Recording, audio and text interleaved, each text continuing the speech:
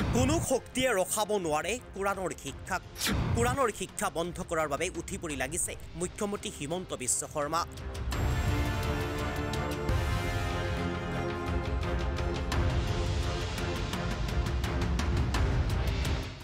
ইছলাম ধৰ্মৰ আগ্ৰাসন বন্ধ কৰা কোনো নাই। মাদ্ৰাছা বন্ধ ঘোষণাক লৈ প্ৰতিক্ৰিয়া বিধায়ক আমিনুল ইছলামৰ।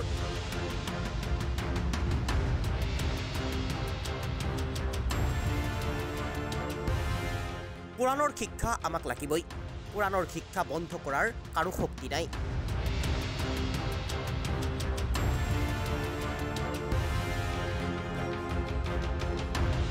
ইছলাম ধৰ্মৰ আগ্ৰাসন ৰোধ কৰিব কোনেও নোৱাৰে।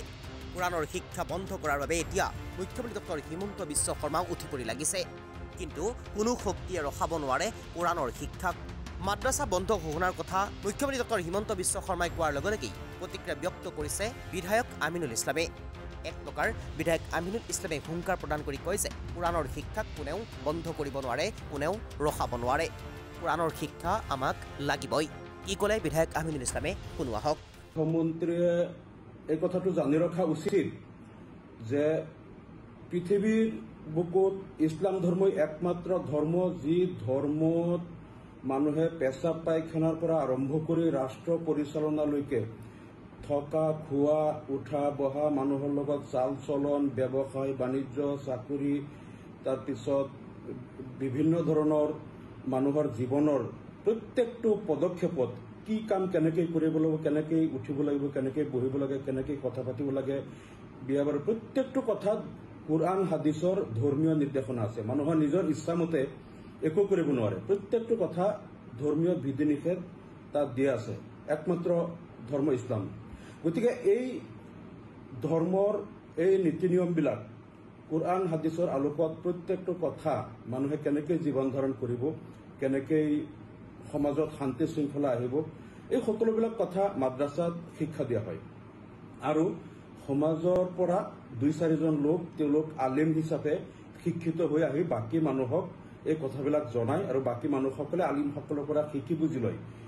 কোনটো কাম কেনেকৈ কৰিব লাগে, ধৰ্মীয় ৰীতি নীতিবিলাক তেওঁলোকে আলিমৰ পৰা শিকি লয়। গতিকে মাদ্ৰাছাটো অপৰিহাৰ্য। ইছলাম ধৰ্মত মাদ্ৰাছা শিক্ষা আৰু ধৰ্মীয় শিক্ষাটো থাকিবই আৰু লাগিবই। আৰু এই যে মাদ্ৰাছা শিক্ষা আৰু কোৰআনৰ শিক্ষা বন্ধ কৰাৰ যিটো অপচেষ্টা, এইটো মুখ্যমন্ত্ৰী হিমন্ত বিশ্ব শৰ্মাই প্ৰথম আৰম্ভ কৰা নাই।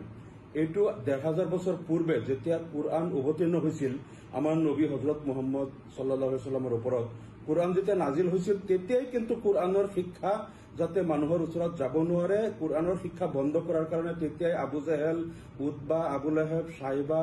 তাৰপিছত ৱালিদ বিন মুগিৰা এনেকুৱা যিসকল নেতৃস্থানীয় তাৰ কুৰাইশসকল আছিল, তেতিয়াই তেওঁলোকে কিন্তু এইটো সৰ্বাত্মক প্ৰচেষ্টা কৰিছিল যাতে এই কোৰআনৰ বাণীবিলাক মানুহৰ ওচৰলৈ যাব নোৱাৰে। আৰু সেইকাৰণে তেওঁলোকে কি কৰিছিল, আৰৱৰ প্ৰত্যেকজন মানুহৰ ওচৰত গৈ পেলাই কৈছিল যে মুহাম্মদ এজন পাগল হৈ গ'ল, তেওঁ যাদুকৰ, তেওঁৰ ওচৰত নাযাবা, তেওঁৰ কোৰআনৰ বাণী নুশুনিবা। আৰু আৰৱৰ বা অন্যান্য দেশৰ পৰা মক্কালৈ যিমান মানুহ আহিছিল সেই মানুহসকলৰ ওচৰত আগতীয়াকৈ তেওঁলোকে গৈ পেলাই কৈছিল যে তোমালোকে ইয়াত মুহাম্মদ নামৰ এজন মানুহ আছে, তেওঁৰ ওচৰত নাযাবা, তেওঁৰ কথা নুশুনিবা, তেওঁ যাদুকৰ হয়, আৰু তোমালোকে কাণত আঙুলি দি ৰাখিবা তেওঁৰ ওচৰত গ'লে। কাৰণ এই কথাটো তেওঁলোকে জানিছিল যে যিজন মানুহে কোৰআনৰ কথাবিলাক শুনে তেওঁই ইছলাম ধৰ্ম গ্ৰহণ কৰে। কাৰণ এই কোৰআনৰ বাণীত ইয়াত যিটো মানৱ সভ্যতাৰ ইতিহাস, তাৰপিছত যিটো ইয়াত আছে ভূবিজ্ঞান, পদাৰ্থ বিজ্ঞান, নভোমণ্ডল, ভূমণ্ডল, সমুদ্ৰ বিজ্ঞান, তাৰপিছত জীৱ বিজ্ঞানৰ যিমান কথাবিলাক ইনফৰমেশ্যন দিয়া আছে, তাৰপিছতে ইহকাল, পৰকাল, মৃত্যু পৰৱৰ্তী জীৱন, জান্নাত জাহান্নামৰ যিবিলাক ইনফৰমেশ্যন কোৰআনত দিয়া হৈছে, যোনেই শুনে তেওঁ জানে যে এই কথাবিলাক কোনো মানুহে সৃষ্টি কৰিব পৰা কথা নহয়। আৰু দ্বিতীয় কথাটো হ'ল যে কোৰআনৰ যিটো বাক্যশৈলী, বাক্যৰ গঠন প্ৰক্ৰিয়া আৰু যিটো ব্যাকৰণ শৈলী আৰু উচ্চ স্তৰৰ যিটো ভাষা ইয়াত ব্যৱহাৰ কৰা হৈছে, এই ভাষা আৰু এনেধৰণৰ বাক্যশৈলী, কথনশৈলী কোনো মানুহে সাহিত্যিক কবিসকলে সৃষ্টি কৰাটো সম্ভৱপৰ নহয়। আৰু তাৰোপৰি হজৰত মুহাম্মদ সাল্লাল্লাহু আলাইহি ওয়াসাল্লাম আছিল নিৰক্ষৰ, তেখেতে কোনোদিন আনুষ্ঠানিক লিখা পঢ়া কৰা নাই গতিকে তেখেতৰ নিচিনা এজন মানুহৰ পক্ষে ইমান উচ্চ স্তৰৰ ভাষা আৰু সাহিত্য সম্ভাৰ থকা আৰু ইমান ধৰণৰ জ্ঞান সম্ভাৰ থকা মানুহে নজনা কথাবিলাক বিভিন্ন বিষয়ৰ কথাবিলাক তেওঁৰ পক্ষে ৰচনা কৰা সম্ভৱ নহয় এই কথাটো যোনেই শুনিছিল এই সুললিত কোৰআন শুনিয়েই তেওঁ ইছলাম ধৰ্ম গ্ৰহণ কৰিছিল আৰু এই কথাটো যেতিয়া আবু জেহেল উতবা সাহিবাহঁতে গম পালে যে কোৰআনৰ কথা যোনেই শুনে তেওঁ ইছলাম ধৰ্ম গ্ৰহণ কৰে সেইকাৰণে তেওঁলোকে সকলো মানুহক ওচৰত গৈ পেলাই কৈছিল যে তোমালোকে মুহাম্মদৰ কথা নুশুনিবা তেওঁৰ ওচৰত নাযাবা বাহিৰৰ মানুহবিলাকক যেতিয়া কৈছিল তোমালোকে এই মানুহজনৰ ওচৰত নাযাবা কাণত আঙুলি দি ৰাখিবা এই মানুহজনৰ ওচৰত যাওঁচোন গৈ পেলাই শুনো তেওঁ কি কয়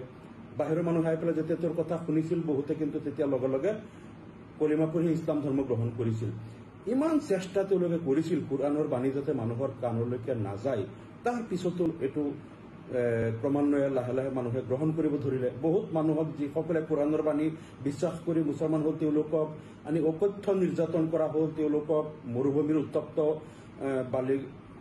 বালিৰ ওপৰত শুৱাই বুকুত পাথৰ হেঁচা দি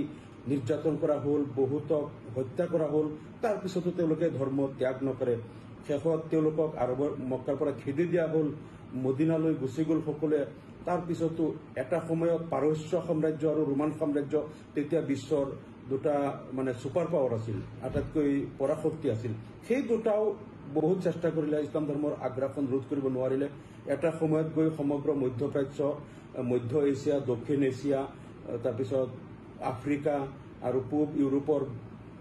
প্ৰায় 2/3 পৃথিৱীৰ বুকুত কিন্তু এই কোৰআনৰ বাণী গৈ পালে আৰু মানুহে ইছলাম গ্ৰহণ কৰিলে গতিকে এই অপচেষ্টাটো 1500 বছৰ ধৰিয়েই চলি আছে যাতে কোৰআনৰ বাণী কেনেকৈ বন্ধ কৰিব পাৰি মানুহৰ ওচৰলৈ যাতে নাযায়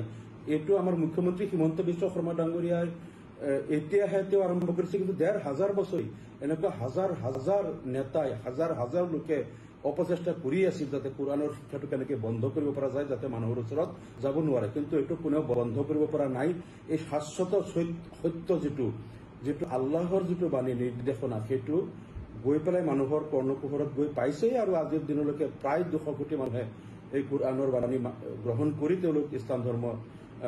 তেওঁলোকে গ্ৰহণ কৰি আজি মুছলমান হিচাপে পৃথিৱী তেওঁলোকে জীৱন ধাৰণ কৰি আছে গতিকে আমি এই কথাটো তেখেতক কম যে এই অপচেষ্টা আপুনি নকৰিব কাৰণ এইটো 1500 বছৰ আগৰ পৰাই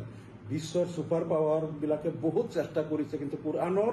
শিক্ষাটো বন্ধ কৰিব পৰা নাই আৰু মানুহৰ ওচৰত এই বাণীটো গৈ পাইছেই গতিকে এইবিলাক অপচেষ্টা কৰাৰ পৰিৱৰ্তে ইয়াত সকলো জাতি ধৰ্মৰ মানুহ কেনেকৈ সম্প্ৰীতিৰে বসবাস কৰিব সকলোকে লৈ